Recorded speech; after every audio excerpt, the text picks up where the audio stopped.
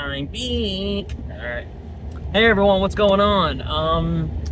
Why is there a Spirit Halloween truck here? That doesn't make sense. So, I'm about to review a movie that I was looking forward to. A lot of people were doubting it. But over the past few months, we've been hearing good things, because this premiered at the Annecy Film Festival. I think it was a rough cut, but it was like mostly done from what I heard, and people really enjoyed it, and then it played at more like little festivals and spots, and then it had its world premiere, and it's had a lot of advanced screenings. My friend saw this on August 20th. He saw it last month.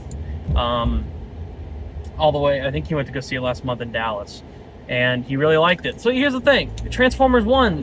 Why are people doubting this? I think there's two reasons. One, it doesn't have the original voice actors. You know, you don't have Peter Cullen doing the amazing Optimus Prime voice. You have Chris Hemsworth doing it now.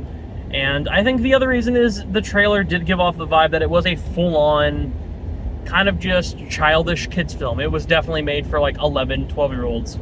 Having now seen the film, I'm like, yes, there are elements of goofy humor, tons of poppy action that'll make you want to go, I want to get the toy for that when he turns into the car, or I can have, Bumblebee with laser hands. It's like the movie. That's so cool. Like, little kids are going to want that. Yes, good marketing, but it's a fucking toy is how it started. So it was going to be like that anyway.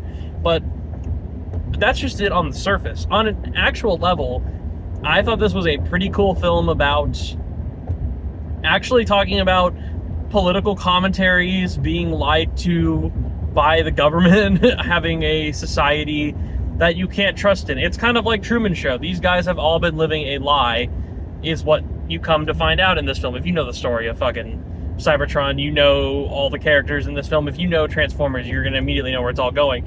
But on that level, it's like a darker film than you think. It is about betrayal. It is about an actual government taking over, and about these heroes, these underdogs who do have to rise up, people who are treated as low-time workers. You've seen this story kind of done before, but in a Transformers film, fully animated on Cybertron. People have been wanting a fully Cybertron, big action animated film, because it's like, you do that in live action, you could, but it would cost so much money if you had the whole film, visual effects, Cybertron. It could be cool, but we had that intro in the Bumblebee movie, actually, that was on Cybertron, and it was cool.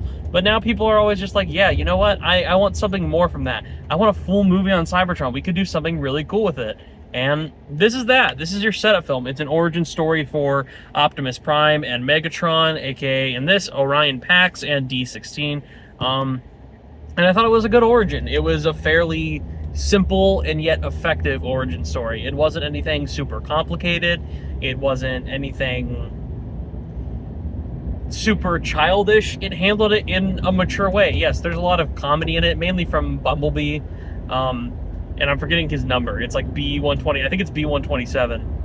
And or badassatron as he wants to go by, but he'll eventually get called B and eventually Bumblebee, as everyone knows. But besides him and a few other moments that are a little bit filled with some light humor, this is very much like after the first 20 minutes of just having fun, the movie does get dark. It talks about betrayal and how the leaders that we may trust in. It's like truly a story of never meet your heroes, because they could actually be backstabbing assholes who have been lying to you and murdering people for their own, greedy reasons.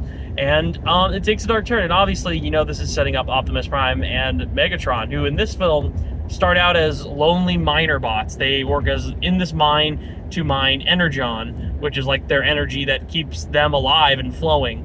But they can't transform. They don't have the transformation cogs in their body, because I won't say why. It actually comes up in the film, but they aren't able to transform. They're lonely miner bots. Their whole thing is to go in the mines, mine for energon for their planet, at least from what we know. And shit starts to go wrong when people question their leader. And yeah, it's a very fucked up film where it goes. I don't want to spoil everything, but it gets pretty dark for a kids movie. It actually has a story that I'm like, I don't think kids are going to understand what's going on.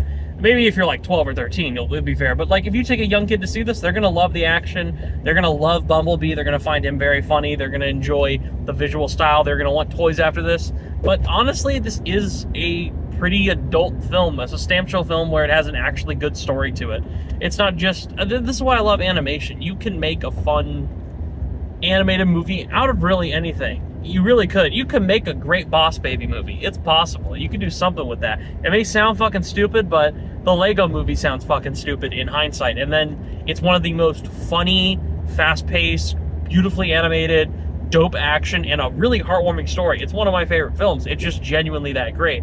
And Transformers 1, I'm not saying it's Lego movie level, but it's a really good film. It's so much fun, and I found myself completely captivated. And I thought all the voice acting performances were good. Scarlett Johansson's just doing Scarlett Johansson pretty much in a character role of a character called Alita. But I would say the three, at least, lead characters, the other lead characters, because there's four, played by Keegan-Michael Key as Bumblebee, Chris Hemsworth as Optimus Prime or Orion Pax in this film, and especially probably the best voice performance and the most entertaining arc is because, you know, who doesn't love an antagonist to build up and rise up because he's Megatron. But just having that change, Brian Tyree Henry knows how to play it cutesy. He knows how to play your brother who'll never betray you. He knows how to play the angry guy, and then he knows how to get fucking brutally violent. He knows how to turn his mind to crazy and instantly want to kill everyone, commit terrorism pretty much, if you know Megatron. And he builds through all of it very well in the film. I do think that this movie has a couple of issues. The second act is a little bit of a lot of lore explaining, which may bore some children. I thought it was fine, but it did at a point. I was like, all right, we're setting up Sentinel Prime. All right, we're trying to build these characters. All right, we're explaining how the Transformer cogs work. All right, and then they're getting them. It's a lot in the middle. It's really fun in the beginning and pretty badass in the end, and actually takes, again, a dark turn, and one that I found heartwarming. I didn't cry, but I was like, oh, like I felt like a sense of betrayal myself when I saw what these characters were going through. I was like, fuck, dude, that actually hurt. And it does it so well. And yeah, the middle act is a little slow. I think, weirdly enough, though, a thing that could have benefited is this movie being longer, because Megatron's turn and Optimus Prime's growth, they both happen so fast. And obviously it's like, you would imagine in the actual context of the world, Optimus Prime overnight didn't just become the new leader of fucking Cybertron and, you know, D16 turn into Megatron instantly and create the Decepticons. But in this context of the movie, it kind of has to go that way to tell the story. So in an hour and 40 minutes, it does it pretty damn good. It doesn't overstay its welcome at all. In fact, it does kind of understate because it happens so quick. You're just like, I get where Megatron is coming from. I get his arc. I'm like, you're kind of on his side, and that makes a really good villain. And he's not the villain of this film. He's the villain to come. But it is the type of character that hasn't learned. It's that character where, like, but if you do what you're doing here, you're no better than him. It's that kind of plot line. It's like, you are just doing what the previous bad guy was doing. And it's that basic story structure, and it works for this film. Again, I think Megatron probably has the best arc, but it is an arc that happens extremely quick, and I think you have to come to accept that. For me, I did like Bumblebee. I've heard mixed things. I've heard people say he's a little annoying, but he's there for the kids and humor, and then I've heard people say he's like the funniest part. He's the best part of the movie. I really enjoyed him. I think he's cute. He never got on my nerves. I never found him annoying. He doesn't talk too much. He's not constantly quipping the entire time. In fact, sometimes they'll just shut him up on their own or find ways to shut him up because he's annoying. But he was charming to me. I liked the badassatron running joke. I liked how he kind of has like fucking schizophrenia almost, because there's a great gag where he's like, basically he's been at the lowest rank of where you can work, at the very bottom where you can never meet any other humans. So he's been down there for years. So the first time he sees characters, he's just like, oh wait, you guys are real. Oh, you're not in my head, thank God. and that bit keeps going, and it has more funny bits attached to it, and that was great. And I was like, this is a fun character to be around. It's something different. And when he also becomes part of the Transformers, and, you know, in the trailer you see them get their transformation cogs, like, he gets the most fun stuff out of it.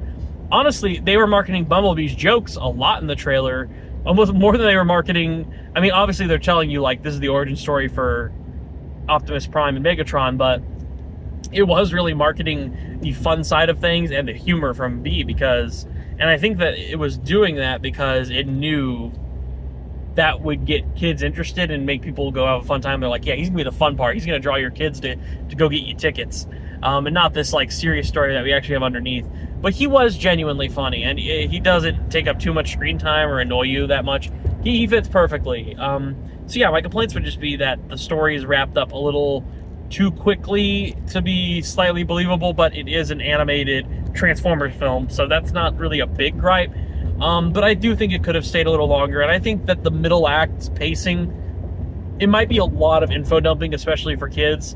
And even as I know all this kind of lore pretty much about what happens on Cybertron, about Primus, about Sentinel Prime, I know most of the stuff, even though they change a few little tweaks here and there. It's not enough to really fuck with Transformers fans. I know also Transformers fans have been being like, why do they have mouths? I'm like, dude, so they can emote and shit. Like, you want them to literally emote to you and you can see their emotion and have their feelings and their energy. Fucking let them have mouths. They don't have it the whole movie. They probably won't have it the next time they do a movie, except in a couple scenes. Like, bitch, give them mouths so we can fucking see what they're saying and it's not mumbled over. And I should say, Chris Hemsworth does a pretty good young Optimus Prime. I was like, is he going to really work in this role that Peter Cullen's made so iconic with his voice? But no, he does justice to Peter, honestly. He really does. And I think it feels like Chris Hemsworth. In fact, honestly, it feels like Chris Hemsworth's like, you know, when it starts. But within an hour, I was like, I forgot Chris Hemsworth's playing him. He's doing a really good job. It's so impressive, you know? Fun time at the movies. I hope this does well, because I don't give a fuck about what's happening with the G.I. Joe shit. Like, I'll see it, but I don't give a fuck. But I would be curious to see more in this Transformers context of the animated universe. I thought it was an extremely fun time. Congrats to Josh Cooley after making Toy Story 4. He got to work on this, and I think that's great. I hope he gets to do more with this universe, and I hope we see more of it. Please go see it. I don't know what the budget is. I don't think it's like 200 million like the fucking live action films tend to be, but I imagine it's at least a decent budget, so I would love for it to make money and make it back. I mean, I think the last Transformers movie, Rise of the Beast, didn't even make that much money, and they're still going through with that G.I. Joe thing, so we'll fucking see how that goes. But I really enjoyed this, and I'm thinking a damn grade 8. It's as much, I may not be hyping it up a ton to y'all, but I don't have too many complaints. I was just very entertained, and it worked for a through line of a film that could entertain both children and adults. And I'd go an 8 out of 10. It's like right now, of the movies I've seen, it's in my top 20. And I've seen almost 80 movies, so that's pretty good. It's in the really upper area. I really liked it. And next I should be seeing, I was supposed to see The Substance first, but I'm actually waiting to see that this weekend with some friends. So Never Let Go, maybe The Killer's Game, and if you didn't see, check out my review for Speak No Evil that I did like yesterday. And that's it, everyone. Have a good night. Sleep tight. I'm definitely going to bed. It's like 1 a.m. Bye.